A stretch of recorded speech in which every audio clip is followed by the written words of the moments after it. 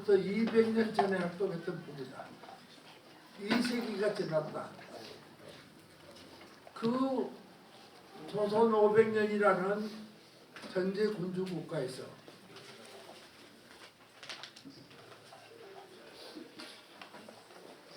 주위 모든 사람들은 공자를 맹자를 주자 선생의 말만 믿고 따르면서 그것도 잘못된 해석을 통해서 유교를 신봉하고 있던 그 시대에 이 다산이라는 분이 나와가지고 공자 맹자를 그렇게 해석해서 배우니 좋은 나라가 될 수 있겠느냐. 공자 맹자는 바로 요순 사상을 이어받아서 요순 시대를 만들기 위해서 모든 책을 만들었다. 요순 시대가 어떤 시대냐? 그야말로 대동사회. 사람이라고는 모두가 평등하게, 사람이라고는 모두가 다 천부인권을 수여받아서 가장 자주적으로, 가장 민주적으로 아름다운 나라에서 아름다운 삶을 살아갈 수 있도록 한 것이 요순 시대입니다. 공자를 제대로 읽으면 그런 시대를 만들 수 있는 건데 공자를 공자의 뜻대로 해석한 거 아니라 자기가 살아가던 시대에 자기 뜻대로 공자를 해석해서 영원히 요순 시대가 올 수 없도록 만들었다. 그래서 공자를 다시 해석하자. 그게 바로 다산 선생. 공자를 다시 해석해야만, 논어를 다시 읽어야만, 맹자를 다시 읽어야만 우리가 염원하는 요순 시대를 만들 수 있다. 정말 보세요. 아까 그 이계심 사건 뭐다 이렇게 뭐 차례로 순서 있게 뭐 이야기를 않고 내가 말씀을 드리고 싶은데 아까 그랬잖아. 제가 이계심입니다. 까먹은 것은 또 없네 보니까. 이계심.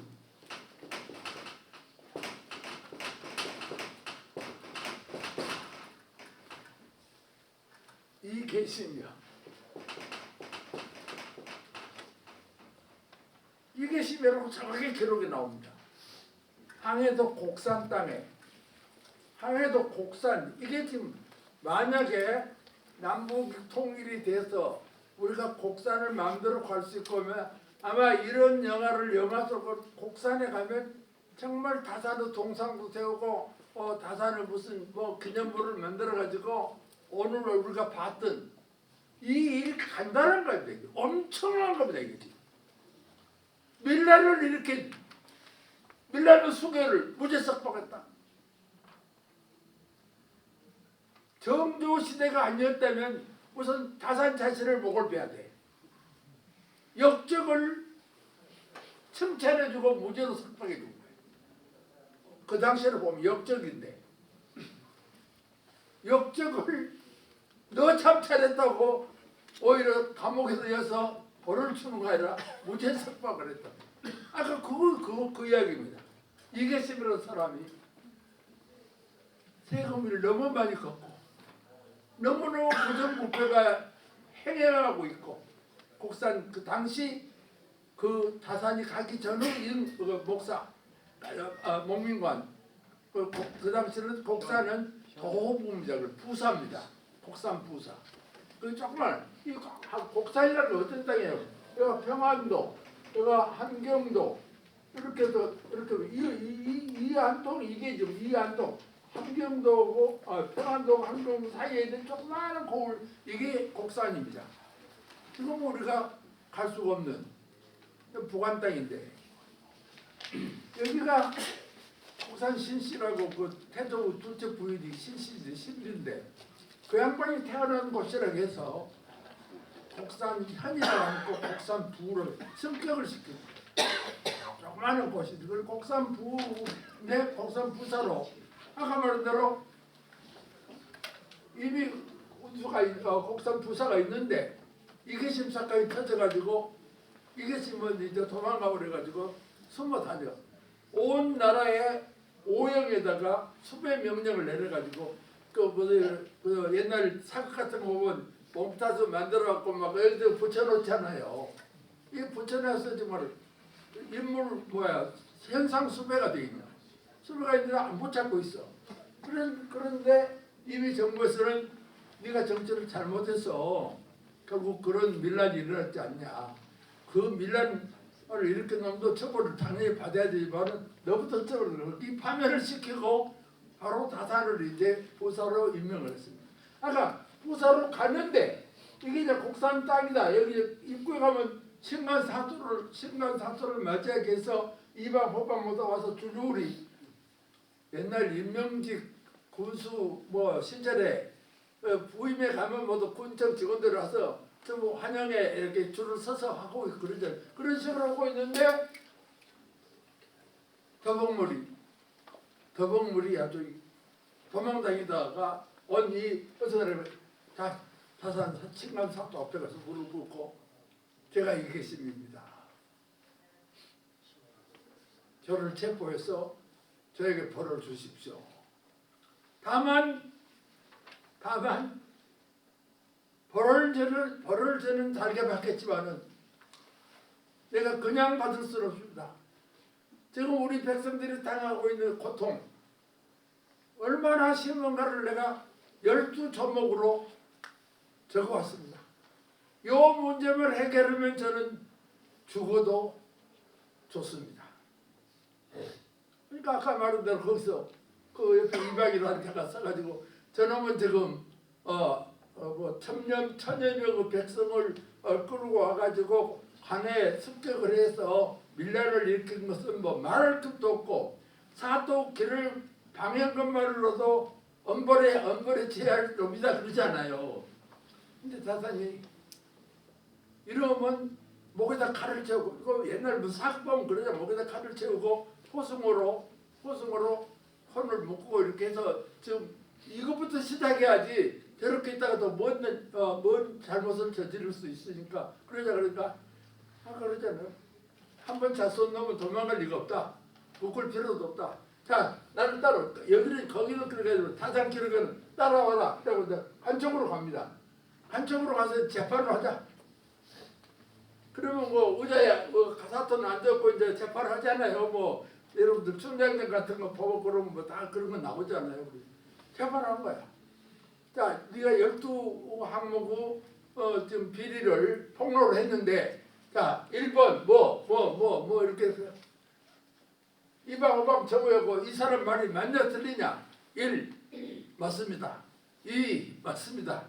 3 맞습니다. 4, 5, 6, 7, 8, 9, 10, 11 다 맞습니다. 그러면 이 사람은 옳은 소리를 한 건데 이 사람에게 또 어떻게 죄를 줄 수가 있냐. 그러면서 너를 오늘 백반이랍니다. 백반. 그냥 석방해 주는 거예요. 내가 너를 석방한다. 그래서 왜 석방하냐? 우리가 탄핵 같은 거 할 때 보면 뭐지요? 판결 재판 모르죠. 판결 물고는 뭐예요? 탄핵한다, 아니야 파면한다가 이제 뭐죠 그것이? 주문이고 주문 피고인 아부를 파면한다 먼저 주문입니다. 죄를 확정짓는 게 주문인데 주문 판결 이후 왜 죽여야 되냐, 왜 살려야 되냐, 왜 이게 사람을 미치게 만드는 거예요. 보세요. 왜 너를 내가 무죄 석방하냐?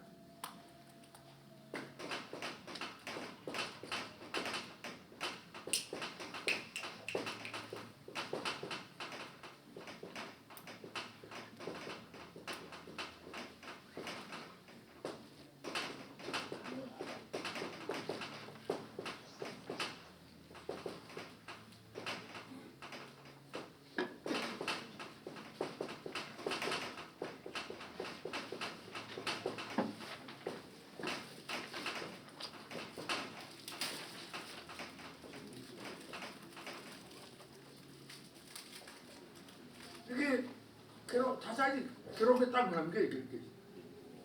너무 좋으니까 나는 다 외웁니다. 이렇게. 관, 목민관. 여기서 뭐 대통령이 예를 들면 좀 미안한 약점 윤석열이 예를 대통령이 불명, 박지 못한 이유, 소위 까닭 밝은 정치를 하지 못할까? 관은 여기서는 그냥 목민관이라고 봐야 되지. 목민관이 밝지 못한 이유 까닭은 민공은 모시나야. 일반 백성들이 모신 자기 몸을 보호하는 데만, 자기 몸을 도사리는 데만 영리해서 공허다 그러고 영리하다 깨가 많다. 영리해가지고 불이 막 민망. 백성들이 당하는 고통막입니다. 고통을 가지고 간에 허머지한다. 간에 항의하지 않기 때문이다. 간이 잘못하면 가서 왜 잘못하냐고 항의하면 잘못을 저지르지 못하는 건데 가서 항의하면 사람 같은 목민관이라면 올바른 항의라면 그 말 들어주면 끝나지만은 올바른 목민관이 어디가 있어요? 여기 우리 선생 다 저 감옥 가본 사람들인데 항의만 감옥 갑니다. 잘못하면 사형입니다. 우리가 살던 21세기에도 저도 감옥을 4번이나 간 사람입니다.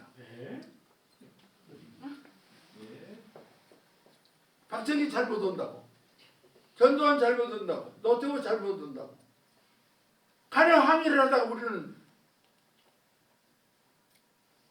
전부 나는 파면당, 직장에서 파면당하고 우리 시대도 그래. 그런데 다사는 이 항의한 사람을 너야말로 천금을 주고 사야 할 사람이지 너를 절포할 사람이 아닐까. 그래서 나는 너를 무죄 석방한다 하고 이런 기가 막힌 일이 200년 전에 어떻게 있을 수가 있어요. 바로 다산이 그겁니다. 더 말할 필요도 없어요. 우리가 다산이 바로 이런 사람이에요. 그러니까 80년대 총과 조선일보에 내가 칼럼을 썼는데 제목이 다산의 명재판, 다산의 명재판이라고 해가지고 요 내용을 근데 일사일연이라고 조선일보에서 그 김창수 소장 어디 있어요? 일사일연이라고 하자 내가 그때 그 욕을 간단하게 쓰지 다산의 명재판이라고 제목이. 거기 뭐라고 하는 거라? 오늘 시대의 재판관들은 다산의 이런 걸 좀 배우지 않는 이유가 뭔가? 끝으로 그렇게 끊는. 항의만 가서 징역 15년, 20년. 민창훈 사건 저거 15년, 20년 사형 아니에요. 항의를 못해 무사서. 자기 몸 깨하느라고, 몸 보신하느라고. 몸에 불리가 올까 봐서, 자기 몸에 불리가 올까 봐서 항의를 안 오니까 못하니까 다 한다는 거야. 불이익을 받더라도 항의를 해야 밝아진다 그거예요. 그게 민주주의입니다. 200년 전에 다산 선생은 민주주의 근본 원리를 우리에게 가르쳐준 거예요. 오늘 그 아까 짤막한 영화가 바로 그거예요 지금. 그러니까 다산이 부임에 그 곡산으로 부임해서 갈 때 관에 있는 중앙정부에 관료들이 가면 반드시 몇 놈은 죽이고 다시는 그런 밀란이 아니도록 해라 하는 그런 분부를 받고 갔지만은 가서 보니까 벌을 줄 수가 없다는 거지. 예를 들면 어떤 일이냐고 이계심이 그걸 보고는 내용에 보면 그거예요. 세금을 2마리를 쌀 2마리 벼면 따르면 쌀 2마리를 받아야 할 때 9마리를 받는다는 거예요. 이게 우리가 어떻게 살 수가 있냐? 이 함이 안 올 수가 있습니까? 그러니까 이박 2마리를 받아야 할 걸 9마리 받는 게 맞냐? 맞습니다. 그럼 어떻게 이 사람을 벌을 줄 수가 있냐? 이렇게 옳은 소리를 주장했는데 자기 개인의 이게 닥쳐올 불리에게 대해서는 아무런 생각 없이 그냥 뭐 백성들이 당하는 고통을 화소하고 했는데 벌을 어떻게 줄 수가 있나? 그래서 그냥 그 아까 박수치고 막 무릎을 울면서 박수치고 환영을 했잖아요. 그래서 백성들이 조용히 끝나고 그 당시 자기가 있는 동안에 다시는 그런 밀란이 일어나지 않았다. 근데 어떻게 되는 소인가를 그 뭐 기록이 없어서 그런데 그 정조나 말이지 관에 있는 정승들도 뭐 판서들도 다산이 그렇게 한 것에도 전혀 시비가 없어요. 시비했다는 기록이 없습니다. 그것도 뭐 우리가 알 수가 없는 일인데 아무튼 너무 정당하니까 방법이 없는 거예요. 특히 정조가 이 다산을 이런 것을 보고 이건 정략이가 아니면 못 올 일이다. 정략이니까 이건 참 요새 같으면 익스큐스다. 뭐 이렇게 된 거 그러니까 바로 이런 정신이 기본적으로 다산 정신. 우리 시대에 가장 필요한 정신이 다산 정신. 제가 대학 다닐 때나 뭐 학생 시 데모를 하고 그럴 때 난 항상 이걸 생각해. 자네도 우리가 항의해야 되지 않냐. 나는 뭐 대학 다녀도 좋다. 좀 몇 년 감옥 살자. 서로 죽이면 죽인다고 막 죽이면 죽자.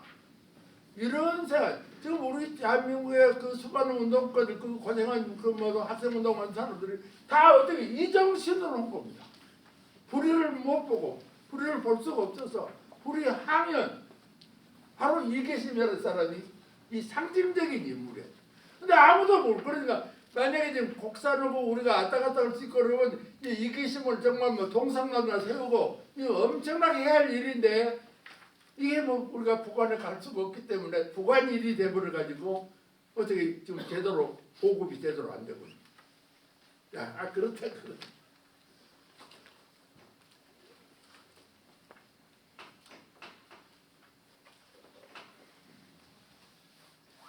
예. 이 다산 정략용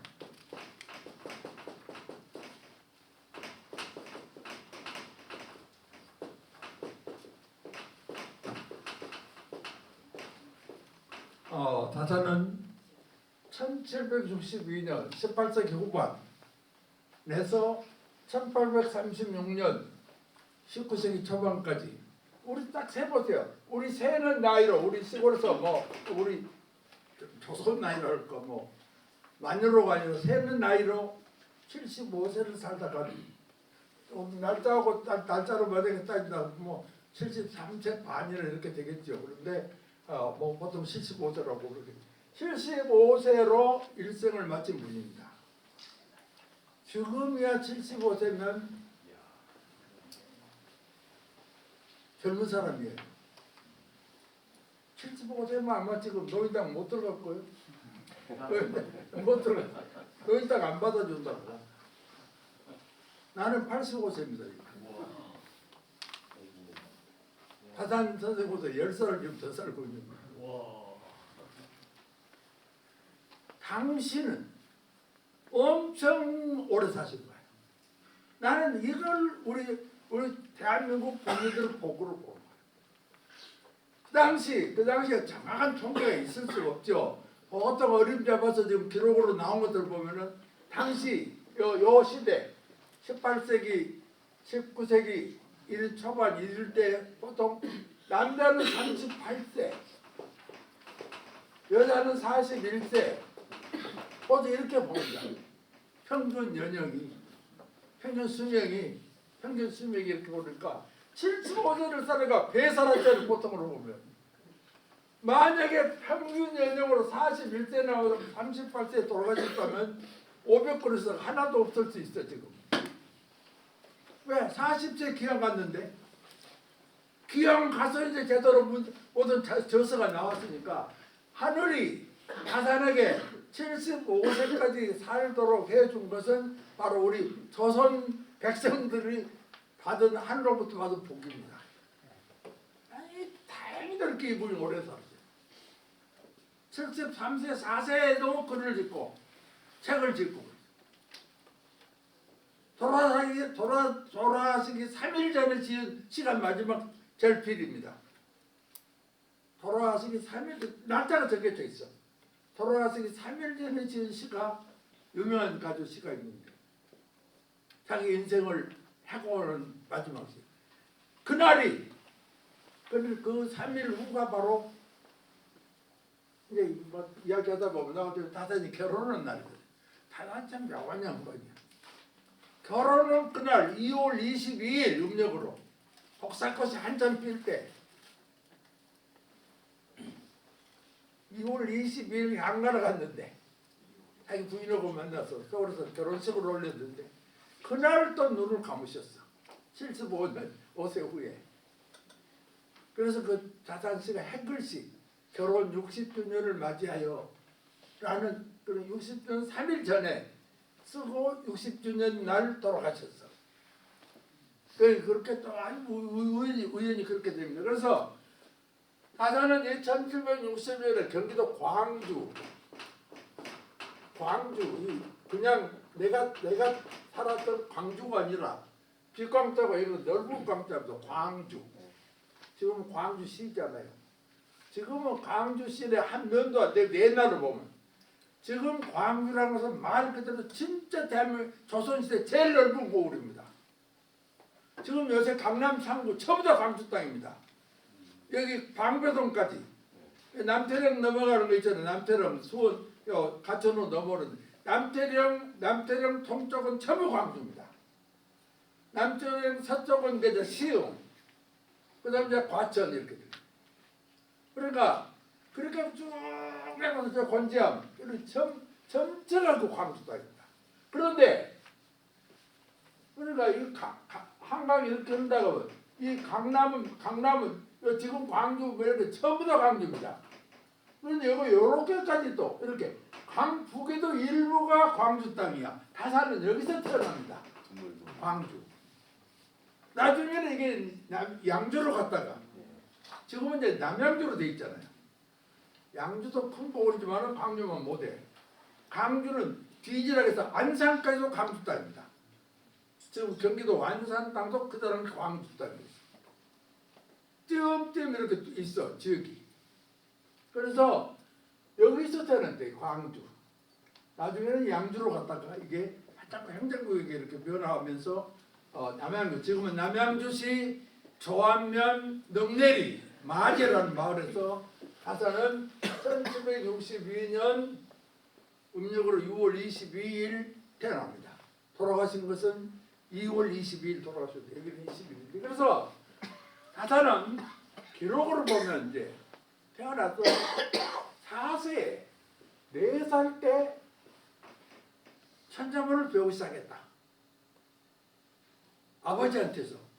그래서 다산은 어느 기록에도 누구를 스승으로 여기고 배웠다라는 거 안 나옵니다. 그러니까 되게 아버지를 통해서 배웠다. 아버지가 아주 훌륭한 벼슬도 하신 분이지만 큰 학자이십니다. 아버지를 통해서 중요한 것은 아버지께 다 배웠다. 그러고는 이제 글을 읽을 줄 알고서는 자기가 자발적으로 노력을 해서 자기 보면서 이제 언제 머리 좋고 부지런하니까 이 또 다산의 특징이 내가 늘 그걸 강조합니다.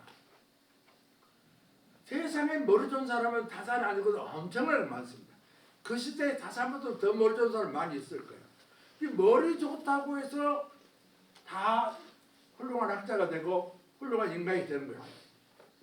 거기에 부지런한 경우 다산 후손들이 쓰는 기록을 보면 우리 선조께서는 진짜 머리 좋은 것은 뭐 말할 필요 없지만 우리 선조처럼 부지런한 사람은 볼 수가 없어요. 엄청 두 가지 겸한 거지. 영양 머리와 근면함, 근면과 영양 두 개가 합해서 다져야 됩니다. 여러분들 특히 요 자녀들을 키우는 분들, 나도 그 학교 교사를 좀 젊어서 했기 때문에 학부형들 만나보고 자기 아들 늘어선 사람을 한 사람도 내가 본 적이 없어. 우리 애는 머리는 좋은 것 같은데 또 나한테 상담을 옵니다. 이제 그 담임 먹고 있으면서 어머니들 와서 이 세상에 나는 우리 아들 밀어던다고 한 사람 한 사람도 본 적이 없어요. 아이가 머리는 전부 같은데 공부를 안 한다고. 그럼 내가 그건 어머니 잘못입니다. 나는 그 자리에서 그럽니다. 머리는 좋다는 그 자체가 잘못됐다 그거예요. 머리가 좋은데 완전히 어떻게 당신이 아냐고 말이지. 뭐 IQ를 재봤냐? 재보도 않고 말이지. 바로 그겁니다. 머리 좋다는 생각 때문에 애들이 공부를 하는 거예요. 그런데 나는 머리가 좋으면서도 엄청나게 공부를 열심히 했어.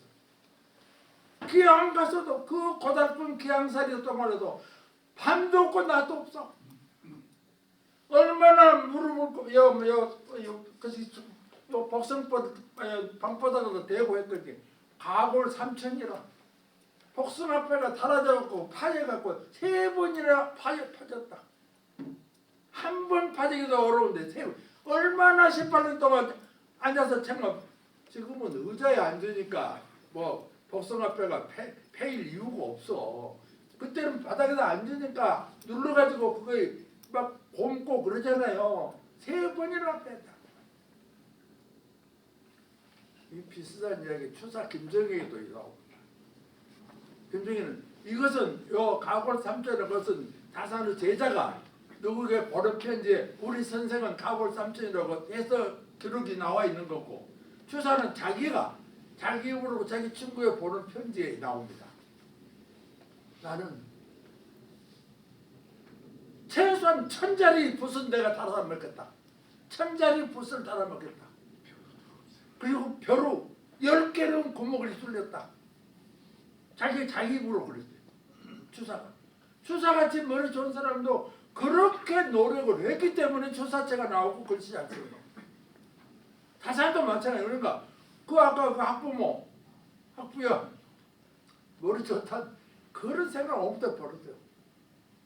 어떻게 해서 얘가 부지런하게 할 것인가, 어떻게 해서 책을 계속 보고 공부를 하게 할 것인가를 생각해야지. 머리 좋다 하니까 얘가 금방 되고 공부 안 하는 거다.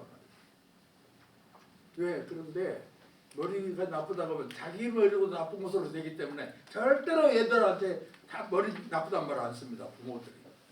하도 우리 아는 얘는 머리는 좋은데 공부를 안 한다. 아주 공통적인 얘기야. 아마 기하께서도 그러셨을 거야. 머리는 좋은데 공부를 안 한다. 어째 맞죠? 왜? 머리가 밀어들어가면 자기가 밀어둔 것으로 되니까 그 말을 못 하는 거예요. 앞에서 그래서 사사는 4세에 참자모를 배우기 시작했다. 계속 배웁니다. 7세에 시를 지은 시가 있다. 한시를 지었죠. 소산 배대산은 원군 지부동이라 적은 산이 큰 산을 가렸다. 멀리서 보면 적은 산 안 보이고 큰 산만 보이지만 가까이 가서 보면 적은 산만 보이고 큰 산은 안 보인다. 이게 다상시입니다. 7살 때가. 7살짜리가. 그 아버지가 그랬어요. 딱 기록에 나와. 아버지가. 이 애는 벌써 거리감을 알아. 멀고 가까움에 따라서 크게도 보이고 적게도 보인다. 수리의 발걸이다. 기술자의 소질을 갖고 있다. 그래서 기중기 거중기 다 만든 거예요. 그 양반이. 그 아버지가 알았다. 7살 시를 보고 얘는 앞으로 수리하게 발걸이다. 멀고 가까움을 7살짜리가 어떻게 멀고 가까움에 대한 판단을 할 수가 있냐 거예요. 바로 그래서 7살부터 시를 지었다. 9살 먹어서 불행하게도 어머니가 돌아가셔버린다. 다자는 본가도 당대의 양반 집안입니다. 9대가 문과에 급제한 집안입니다. 다산 선두들이. 자기 본가를 말했거든요. 애가 해남 윤씨. 해남 윤씨는 유명한 분이 누구죠? 고산 윤선동. 윤선동은 다산은 애가 선조입니다. 그 고산의 정손자 공제 윤두서. 공제부터 뭐죠? 누구죠? 유명한 자화상 국보제는 국보 자화상. 화가로서도 학자로서도 공제가 바로 다산의 어머니 할아버지입니다. 다산을 보면 공제가 애증조, 애가 증조 할아버지. 아주 엄청난 좋은 집안인데 이 윤씨가 그렇게 아들 딸 하나 아들 3명에 딱 낳고 가셔버렸다.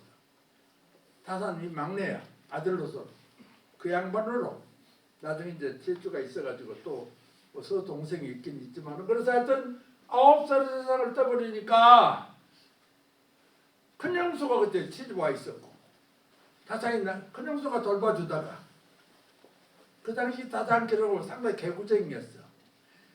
우리들 어렸을 때도 참 영양실조 이래갖고 막 뭔가 머리에 막 곰 부스럼이 나고 막 그랬잖아요. 그러니까 그 형수가 가서 지켜주려고 하면 도망가 버리고 그러니까 세수딱 하고 막 쫓아다니면서 그러니까 동네 사람 마을에서도 저런 얄궂은 놈이 없다고 자기가 아주 미움을 받았다고 자기가 전화서 보면.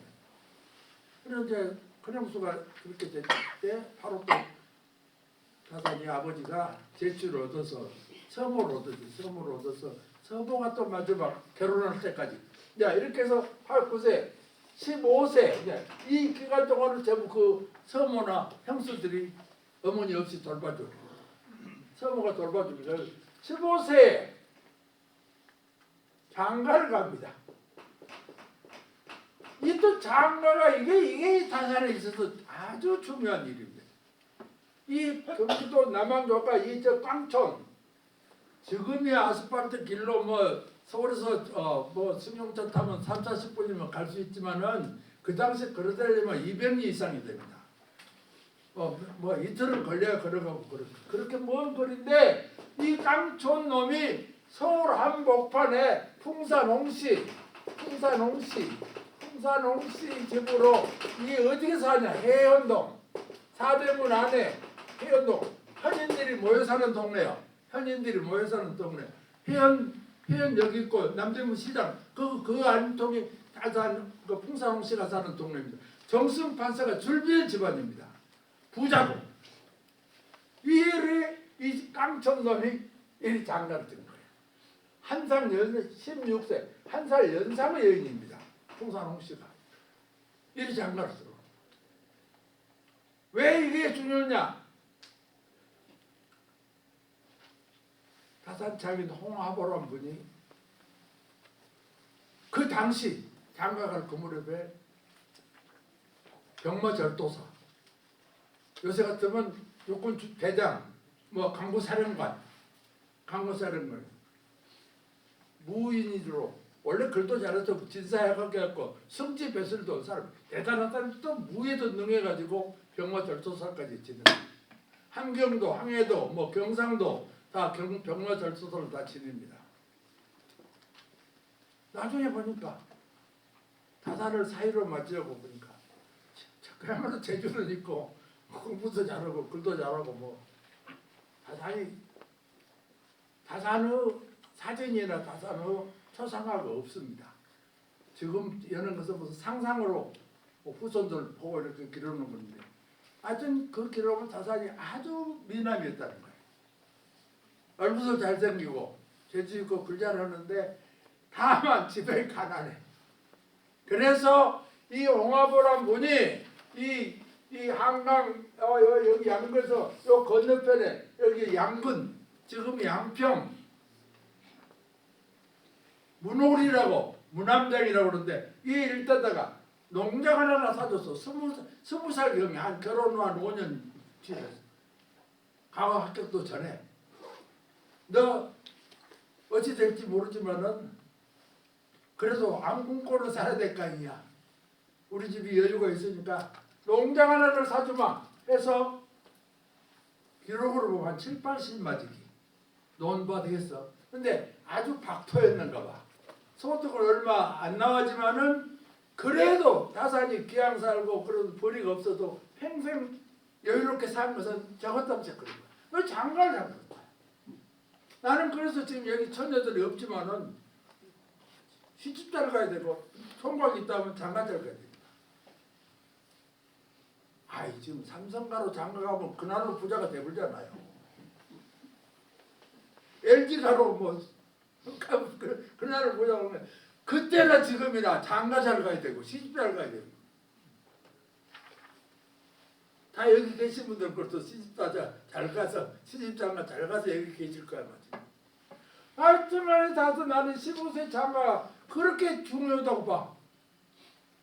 하나 있으면 더 불쌍하잖아요. 그 계속 18년에 기양 살고 그랬는데 그래도 먹을 걱정은 없어도 두 아들이 가난하다는 말은 없어. 안 나옵니다. 그렇다고 부자는 아니어도 먹고 사는 아무 세상이 없는 거예요. 국수가 나오니까 가을 되면 국수가 들어오니까 그래서 15세 장가를 갑니다. 여기서 이제 봐도 여기서부터 공부를 이게 좀 전부 공부 기간입니다. 사람이 이렇게 공부를 해야 돼. 나는 요새 판검사들 좀 재판 법이 바뀌고 검찰청 없애고 그러는데 이 사시 합격 그런 사람들이 정말 이렇게 좀 공부를 했다면 그런 짓거리 안 올 거야. 머리만 좋아가지고 육법 전세 외워가지고 사시 합격을 이제 합격을 하면 공부 안 합니다.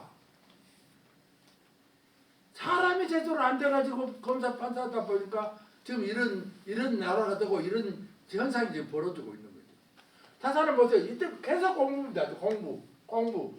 22세까지 또 7년간이요. 22세.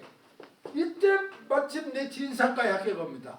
진사과에 합격해야 진사생원과에 합격해야 국립대학 성균관에 들어갈 진사는 벼슬도 아닙니다. 성균관에 들어갈 자격입니다. 그러나 진사 한 장이면 더 이상 영광스러운 거 없어. 시골에 진사 한 장 배벼슬 아들 둘 딸 하나 진사 한 장이면 뭐 끝내는 거예요. 벼슬 안 해도 좋아. 그렇게 대접을 해줘. 지금 요새는 좀 다른가 모르겠지만 시골에 뭐 서울대 학교에 뭐 동네 면사무소 앞에다가 프랑카드 붙이잖아요. 아무개씨 아들 서울대학교 2박 뭐 합격을 해. 그런 식으로 진사가 되면 그렇게 영광스러운 거예요. 하여튼 진사가 됐다. 진사가 됐다가 여기까지 계속 공부입니다. 이때부터 진사 합격증을 정조가 줄 때 정조와 다사는 만남이 이룩됩니다. 정조와 다산이 이제 만나게 돼요. 22살. 정조는 딱 10살 더 먹었어. 몇 살이에요 그러면? 32세잖아요. 32세 임금과 22세의 진사, 만남. 이게 조선 후기 문해부흥이 이룩되는 거예요. 여기서 두 사람 만남. 한눈에 서로 안에 들었어. 한눈에 서로 들었어. 다산들로 정조에게 그렇게 다산 결혼보면 정조에 대한 칭찬이 엄청나니까 세상에 이런 임금이 어디가 있냐. 우리가 이런 임금 시대에 사는 게 얼마나 다양한 일이냐. 마찬가지로 정조는 이런 다산 같은 신하가 있는 게 얼마나 행복한 일이냐. 이렇게 신하와 임금이 만난 거예요. 이 신하와 임금의 제후 만남. 여기서 조선 후기 문해부흥이 이룩되는 거죠. 자, 여기서 또 그럼 바로 또 이제 공부가 끝나냐? 또 6년을 공부를 합니다. 한번 보세요. 공부가 얼마나 되는가? 6년 28세잖아요. 마침내 28세에 문과 급제. 28세 뭐 그래. 이것도 사실 이전 정도에서 문과 급제가 가능했어. 충분히. 내가 우리들 그런 기록은 없지만은 정조가 안 시켜준 거예요. 더 읽어라. 더 공부 좀 해라. 이게 지도자를 가서 이렇게 사람을 키울 줄 알아야 됩니다. 더 읽어라. 읽으면 내가 따먹겠다. 6년을 공부를 마침내 28세. 28세에서 38세까지 10년간 벼슬을 합니다. 그러니까 여기까지 일단 내 이제 뭐 사람마다 달리 할 수가 있지만 나는 여기서부터 여기까지 수학기 공부하는 기간 여기 10년 사환기 벼슬하던 기간. 자 38세 벼슬 그만두고 2년 동안 집에서 있다가 그것도 공부지인데 40세에 마침내 뭐예요? 기양을 갑니다. 정조가 49세로 정조가 가버리거든. 벼슬 그만둔 다음에 정조는 49, 다사는 39.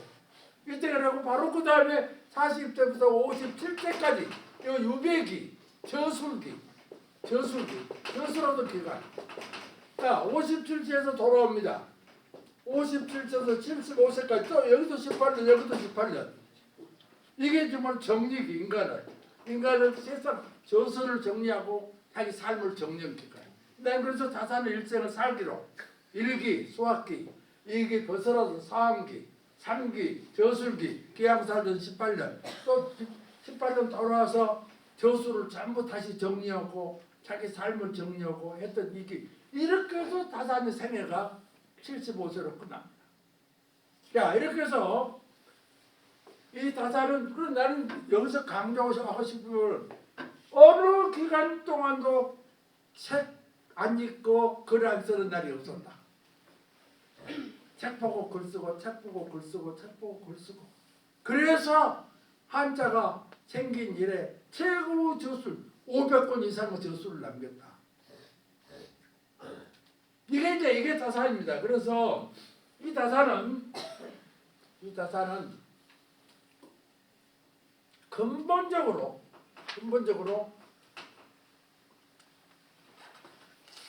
어떻게 쓰면 좋은 나라를 만들 것이냐. 두 가지입니다. 두 가지. 1, 2가 있어요. 1, 2. 1. 어떻게 해서 사람다운 사람이 되냐. 이게 첫째가 둘.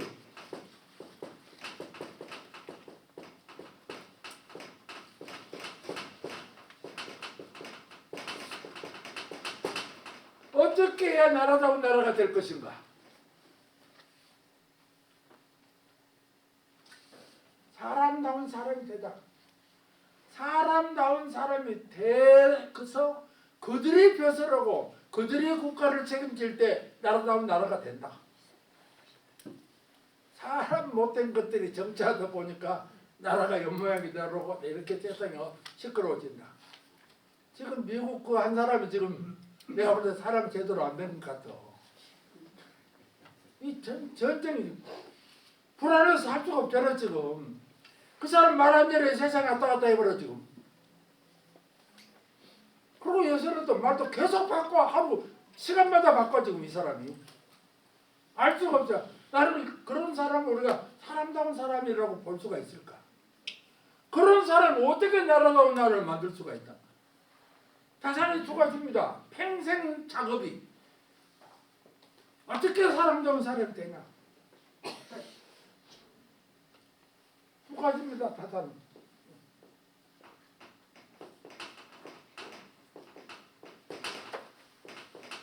아들에게 보는 편지 보면 나옵니다. 어떻게 사람다운 사람? 효도하고 우애하라. 그러면 사람이 되는 거다. 그리고 책을 많이 읽어라. 그러면 사람다운 사람이 된다. 이 아주 다산을 우리가 어렵게 보면 아주 쉬워요. 간단. 다산 책을 읽어보세요. 아들에게 보는 편지 한번 보라고요. 찬악해라. 효도하고 우애해라. 효도하고 우애하면 사람다운 사람이 되어버리는 거다. 그리고 더 좀 좋으려면 독서를 해라. 책을 읽어라. 더구나 우리 집안은 패족이다. 내가 역적지로 지금 감옥 살고 있는, 유배 살고 있는데 너희들은 과거 볼 자격도 없지 않냐. 아들들에게. 그러면 너희들 영원히 패족으로 남아있을래? 어떻게 패족에서 벗어나냐? 패족에서 벗어나는 게 딱 하나. 책만 읽어봐라. 이런 너희들이 문쟁가가 되고 너희들이 대학자가 되면 패족이라고 누가 너희들을 얕볼 수가 있겠냐. 고로 패족에서 벗어나는 길은 독사한 것뿐이다. 말이 맞잖아요. 안 맞아요?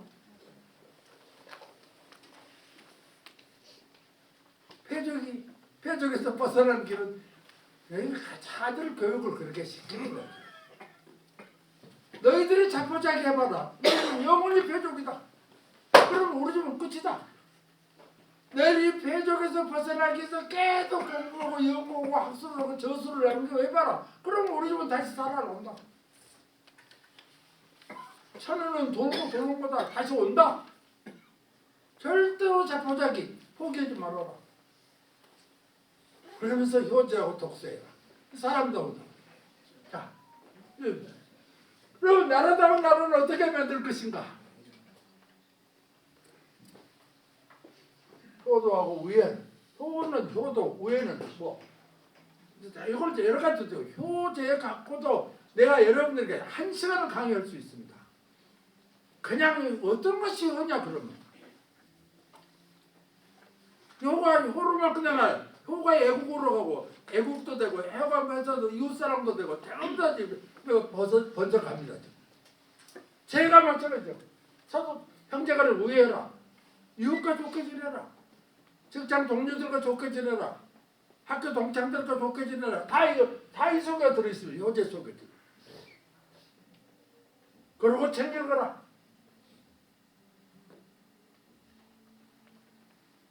내가 9시 20분 전가? 나도 가야 되니까 내일 또 얘기 많이 써가지고 지금 이야기하다 보면 내가 좀 시간을 놓쳐볼 수가 있어요. 좀 가르쳐 주세요. 자, 또 이제 독서. 그러면 이제 나라다운 나라를 어떻게 만들 것이냐? 길게 내가 할 수 없고 요점만 하나 글자 2가지를 공과 염이다. 관리들이 공정하게만 해라. 사적으로 놀면 공적으로 놀아라. 공을 앞세워야지 사를 앞세우지 말아라.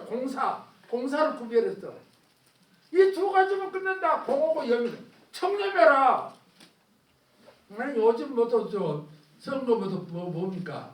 뭐 지방자치 선거하고 뭐 보궐선거도 있고 서 보니까 무슨 뭔 뇌물을 주고 공천을 받았는 나 이런 나라지. 지금 이게 온 타사는 그 시대로 그렇게 뇌물에 대해서 반대를 하고 옥하는 가망이라 감옥 관광에서 돈 쓰면 그건 하늘에서 벌을 내린다. 재판관들 어디면 요새는 또 판사가 또 돈 받고 했다고 또 신문 나서 지금 뭐 재판 받고 그러더라고. 이 부패가 이 청렴 하나 하면 끝나는 겁니다. 목미심설이 이 2가지입니다.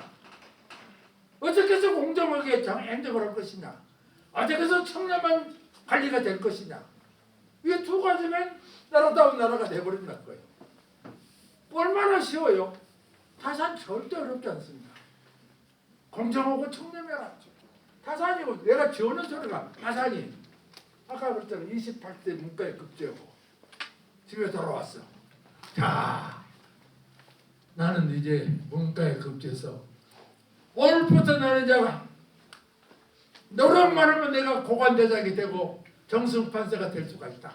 자, 그러면 내가 이 공직자로서 일정을 어떻게 펴놓을 것이냐 라는 각오. 28세 문과 급제한 날 집에 돌아와서 또 제목도 그래. 문과 급제한 날 집에 돌아와서 내 각오를 읊다. 읊다. 거기서 나오고.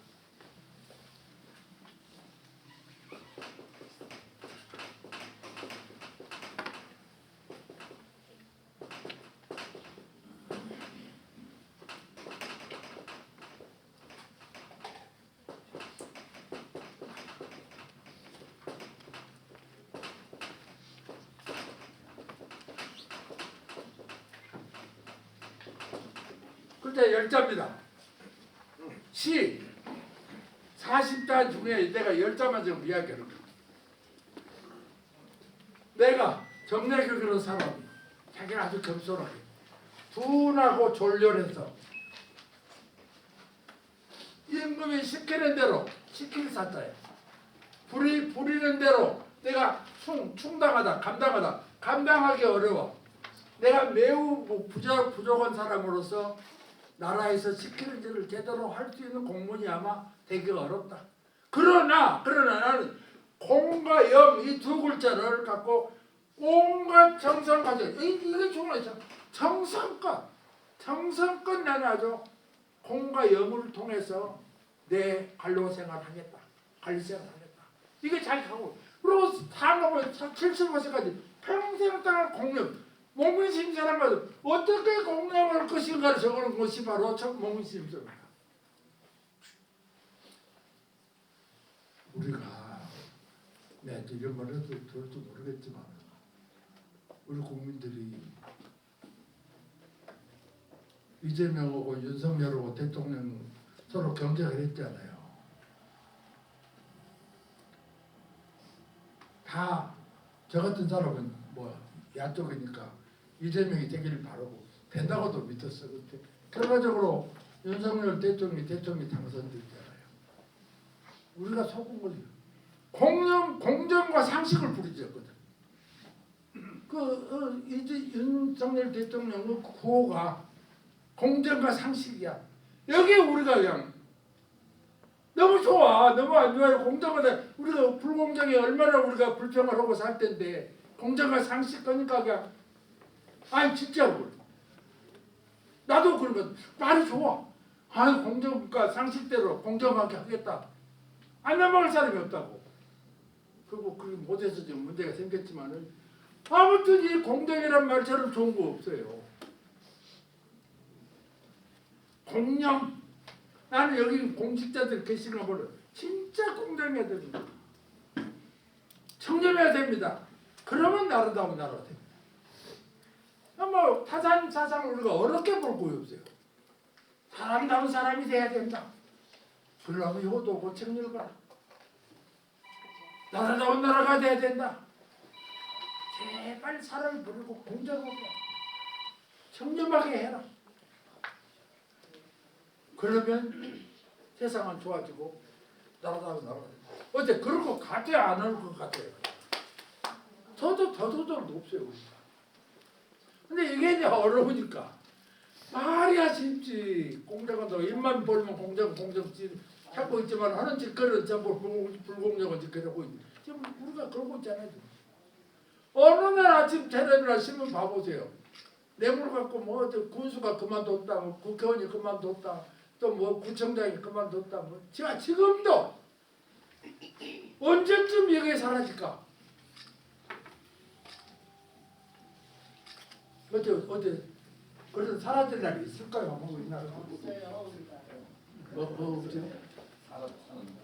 사는 적게라도 되면 적어지고 안전이 없어는 앉으더라도. 그런데 지금 건수는 예달보다 훨씬 줄었어. 근데 액수는 더 많아 지금. 건수는 줄었는데 액수는 더 많다고. 그때는 억대 이런 건 없었잖아요. 하루에 몇백만 원이지. 지금 억대 50억 받고도 무죄 받잖아요. 50억. 뭐 대장 보니까 뭐 50억 받고도 무죄 받더라고. 이런 나라 이 나라가 지금.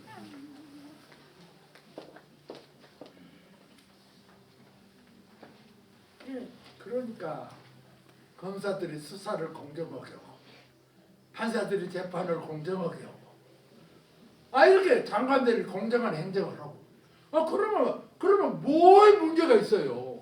바로 좋은 나라가 돼버리지. 이렇게 간단하게 다 사는 이병명들의 목이 닳도록 애착하면은 이병명들에게 실현이 안 되고 있어요. 그러니 내가 답답해서 살 수가 있어요. 어디가 살 수가 있냐고 이게. 그래서 아직도 다산이요. 그래도 우리는 그래도 다산을 소환할 수밖에 없어. 공정하라고 말을 해야 될 거 아니야 그거 지금. 그냥 넘어갈 수가 없잖아요.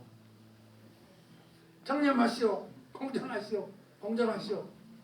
이런 여러 가지 것을 보면은 그렇습니다.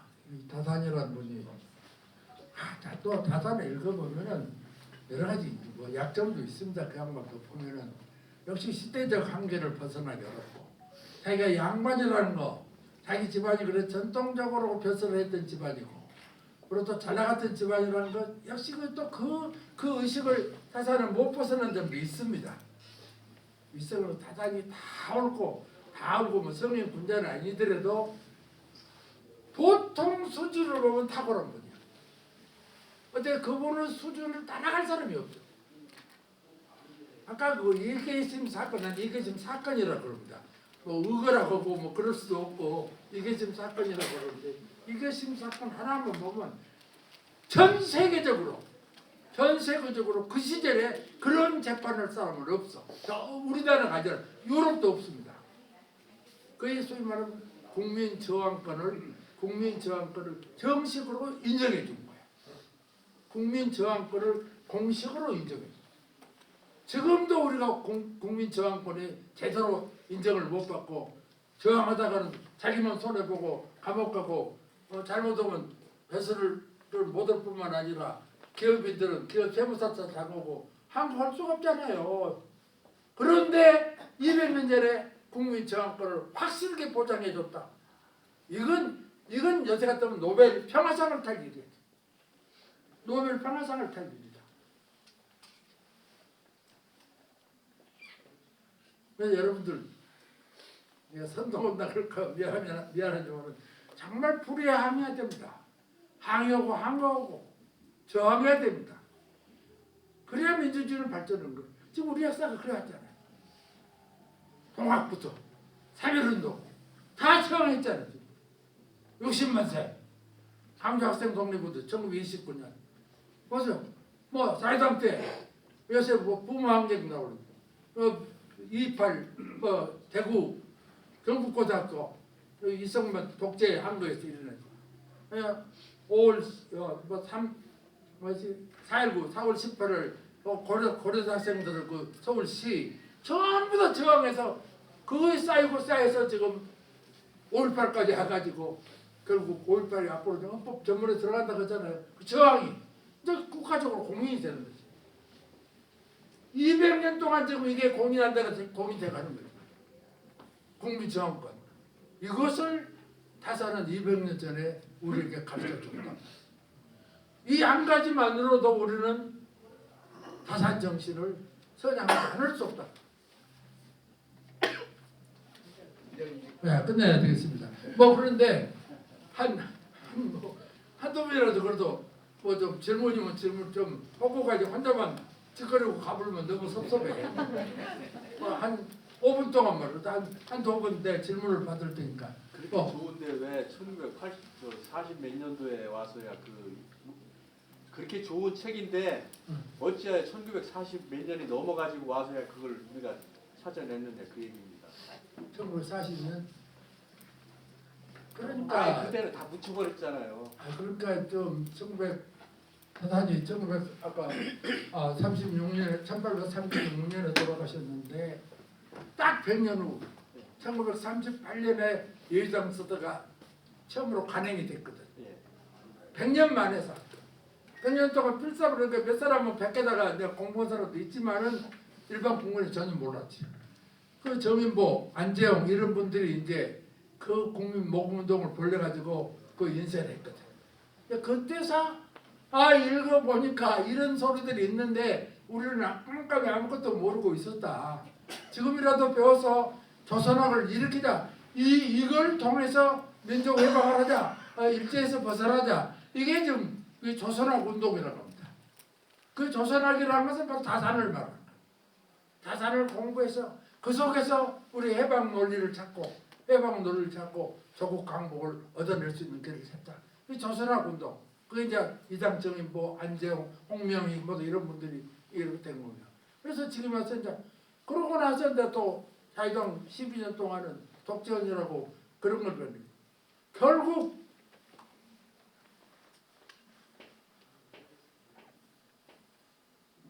어떻게 보면 지금 김대중 정권 들어서서부터 바야흐로 이런 타산에 대한 이야기를 마음대로 할 수가 있고 저항권 이야기도 할 수가 있고 책도 반영할 수가 있는 거예요. 이제 그런 데를 발전하고 있어. 자, 또 누구 한번 질문을 또 누구 좋습니까? 어디 한번 여성분들 많으시니까.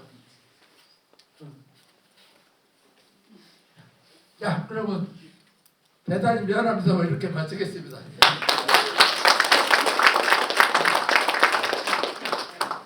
그래서 내가 책을 하나 걸었는데 이게 지금 다산이 여러 가지 종류가 있습니다. 색깔은 달라도 꽃과 내용은 같은데 이게 아들들에게 보는 편지에 유배지에서 보는 편지 그러니까 요걸 내가 누구 오늘 반 대표가 정해졌어요? 안 정해졌어. 야 이거 드릴 테니까 반 대표가 나중에 드리라고. 선물로. 시방송하신. 아 그래 하나 드릴게요. 자 마치겠습니다.